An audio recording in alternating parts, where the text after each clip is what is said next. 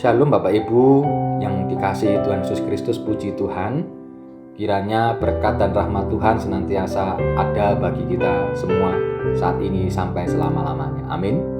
Puji Tuhan, hari ini kita diberikan kesempatan kembali oleh Tuhan untuk menikmati berkat Tuhan, yaitu firman-Nya yang terambil dari Lukas ke-15 ayat yang ke-32 demikian.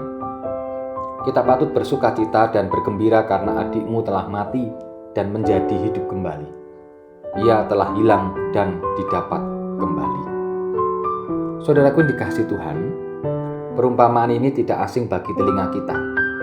Bahkan kalau kita harus memberikan penjelasan siapa anak yang hilang dalam perikop ini, maka serta-merta kita akan menjawab anak yang bungsu.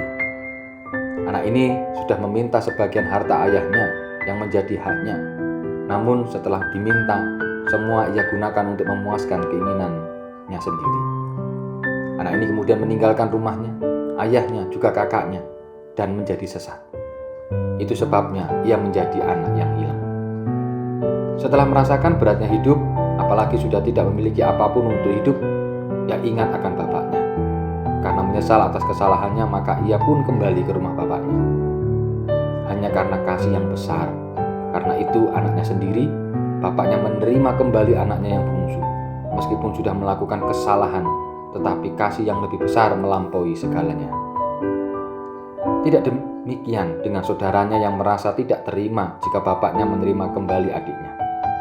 Mengetahui adiknya diterima kembali dengan mengadakan pesta, sang kakak semakin tidak senang. Bapaknya berkata, "Kita patut bersuka cita dan bergembira karena adikmu telah mati dan menjadi hidup kembali. Ia telah hilang dan didapat kembali." Kalau si bungsu sudah kembali, kemudian yang sulung justru menjadi hilang karena tidak menerima kehadiran adiknya. Tuhan Allah pun adalah Allah yang belas kasih. Kasih-Nya diberikan untuk siapapun juga yang mau menerimanya. Jika sekiranya ada dosa yang kita lakukan, mari kita kembali kepada Tuhan Allah. Dan mari menerima dengan hati tulus pertobatan setiap orang, sebagaimana Tuhan Allah juga berkenan menerima kita. Tidak ada manusia yang sempurna. Semua pernah berlaku salah. Maka patutlah kita bertobat dan menerima saudara-saudara kita yang lain sebagaimana adanya. Kiranya Tuhan menolong dan memampukan kita. Amin. Mari kita berdoa.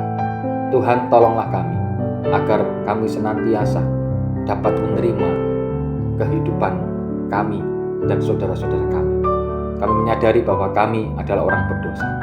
Maka Tuhan, seperti Tuhan yang menerima kembali setiap umat-Mu yang berdosa, karena cinta-Mu, Engkau bahkan mati untuk umat-Mu.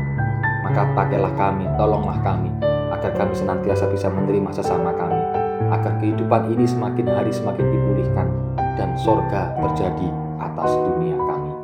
Terima kasih Bapa, terima kasih. Dalam nama Kristus kami berdoa. Amin.